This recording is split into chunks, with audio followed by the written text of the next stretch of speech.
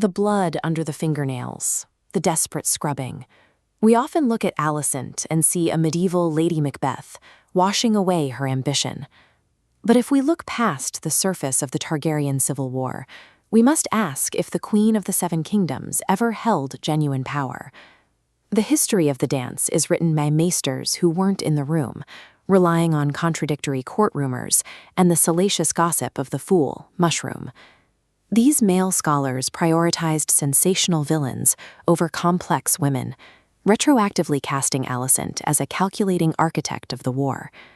When we look at the choices she actually made, we see a pawn trapped inside a patriarchal system, not a queen who ruled it. Alicent's arrival at the Red Keep was defined by isolation and a rigid, intense obedience. As a teenager, her only recognized value was how her proximity to the royal family could benefit her house. This diagram tracks patriarchal authority. Power flows from Jaehaerys to Otto Hightower, who deploys his young daughter to the dying king.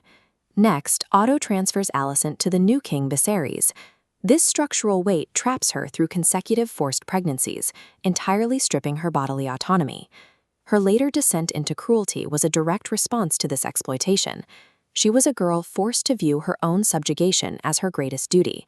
As an adult, Alicent endures the silence of her marriage and the trauma of her duties. She watches from the sidelines as Princess Rhaenyra enjoys relative freedom, choosing her own lovers and ignoring rules without facing the consequences Alicent was forced to accept.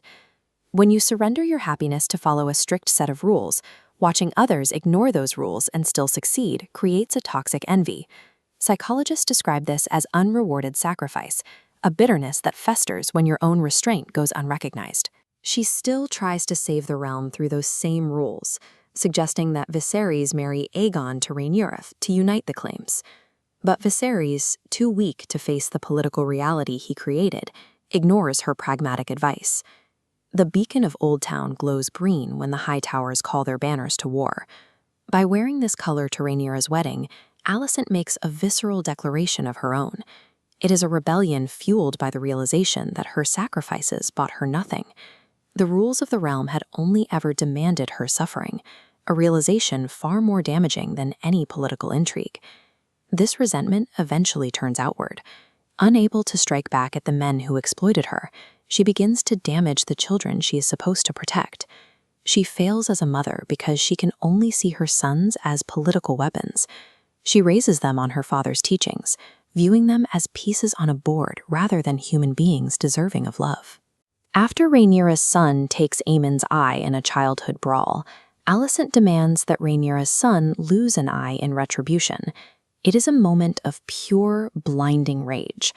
This demand reflects the logic of a woman who has spent her life being told that suffering is the price of duty. If she had to bleed for the rules, she refuses to let anyone else break them for free. By demanding blood retribution, Alicent adopts the logic of her own abusers. She has moved from victim of the patriarchy to serving as its most violent enforcer. The death of King Viserys creates a massive vacuum in the Red Keep. For Alicent, it is the final test of the worldview she has suffered to maintain.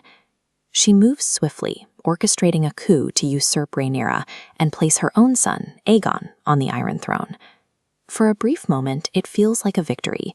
She believes her lifetime of obedience and adherence to the rules has finally earned her the right to hold the reins of the kingdom.